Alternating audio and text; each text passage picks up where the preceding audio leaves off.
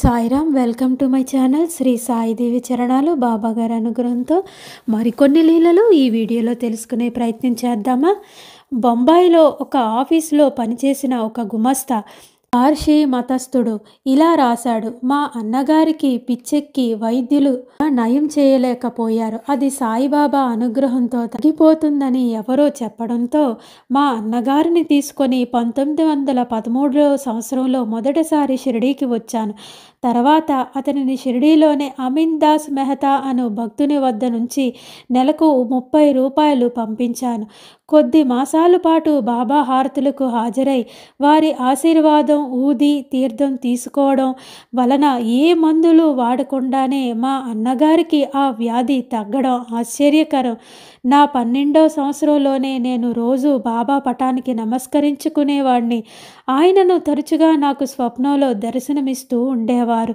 బాబా ఎప్పుడు కనిపించినా నాకు రానున్న కష్టమేదో ఆయన తొలగించినట్లు తర్వాత తెలుస్తూ ఉండేది. బాబాతో నాకు గల అనుభవాలు ఎంతో మధురమైనవి.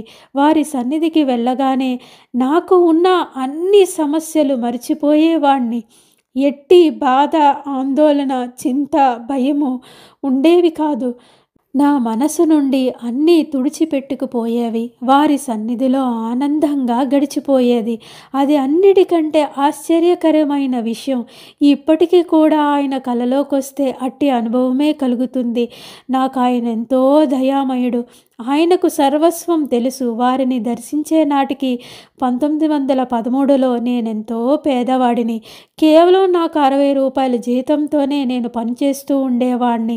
ఆయన నన్ను కూడా దక్షిణ కోరుతుండేవారు. అప్పుడప్పుడు ఆయన నా జోబులో ఉన్నదంతా తీసివేసుకునేవారు. ఒకసారి నా వద్ద 8 రూపాయలు మాత్రమే ఉంటే ఆయన దక్షిణగా అంతా తీసేసుకున్నారు. నా దగ్గరున్న చివరి పైసా వరకు ఆయన తీసివేసుకునేవారు. నాకేమీ బాధ అనిపించేది కాదు. నాకేమాత్రం బాధ లేదని విన్నవించేవాడిని.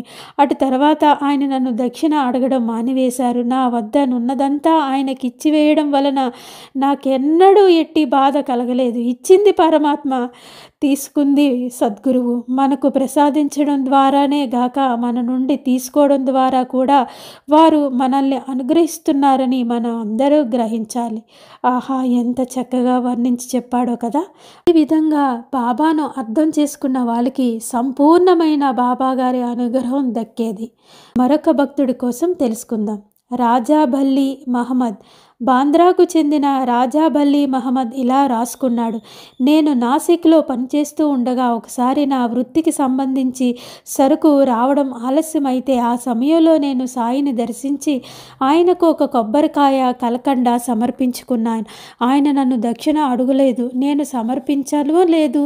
నేను ఆ మరుసటి ఉదయమో లేక అటు తర్వాత ఉదయమో తిరిగి వెళ్ళడానికి అనుమతి కోరుకున్నాను. అప్పుడు బాబా, అతడిప్పుడే నీ సరుకు అందించడానికి సిద్ధంగా లేడు అన్నారు. నాసిక్లో సమయం వృధా పరచడం ఇష్టం లేక నేను మరో 3 రోజులు బాబా సన్నిధిలోనే ఉన్నాను. నాకు కావలసినది తీవ్రమైన భక్తే.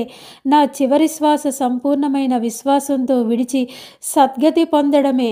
నేను మనసులో వారిని అదే కోరుకున్నాను. ఆయన నా తలపై చేయి పెట్టి ఆశీర్వదించారు. ఆ క్షణం నుండే వారి ఆశీర్వచనం ఫలించసాగింది. నా భక్తి స్థిరంగా వృద్ధి చెందబోతుంది. వారిపైన ఊదిపైన నాకు గల విశ్వాసం ఎంతగానో మేలు చేసింది. సాయి నిస్సందేహంగా ఎంతో శక్తివంతులైన మహాత్ములు. ఇస్లాం ప్రకారం మహాత్ములు చనిపోరు, ఒక స్థితి నుండి మరో స్థితికి వెళతారు. నేను నాగ్పూర్కు చెందిన తాజుద్దీన్ బాబా, పూణేకు చెందిన బాబాజాన్ వంటి సజీవులైన మహాత్ములు ఎందరినో దర్శించాను. నాకెన్నో అనుభవాలు కలిగాయి.